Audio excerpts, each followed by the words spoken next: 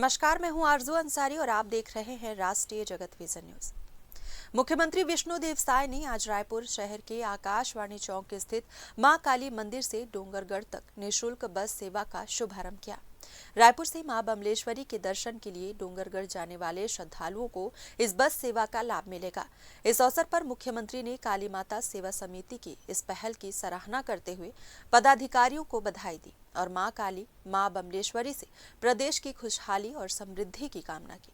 साथ ही उन्होंने सभी प्रदेशवासियों को शारदीय नवरात्र की शुभकामनाएं भी दी। मां काली सेवा समिति द्वारा संचालित ये निःशुल्क बस सेवा पूरे नवरात्र पर्व के दौरान 9 दिनों तक लगातार चलेगी। इसके तहत प्रतिदिन 4 बसें रायपुर से श्रद्धालुओं को डोंगरगढ़ तक ले जाएगी और दर्शन के बाद वापस रायपुर लाएगी। मुख्यमंत्री ने आज 4 बसों में लगभग 200 श्रद्धालुओं के प्रथम जत्थे को हरी झंडी दिखाकर रवाना किया।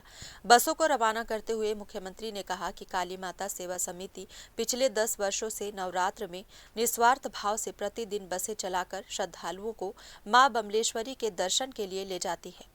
ये सेवा धार्मिक आस्था के साथ साथ सामाजिक एकता का भी प्रतीक है।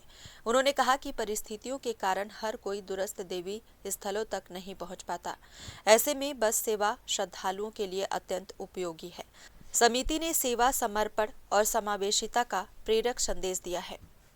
उन्होंने समिति से जुड़े श्रीचंद सुंदरानी, दीपक भारद्वाज और सभी पदाधिकारियों को साधुवाद दिया। फिलहाल इस खबर में बस इतना ही। देश प्रदेश की खबरों से अपडेटेड रहने के लिए हमारे चैनल को सब्सक्राइब करें और नए खबरों के नोटिफिकेशन के लिए बेल आइकॉन जरूर दबाएं।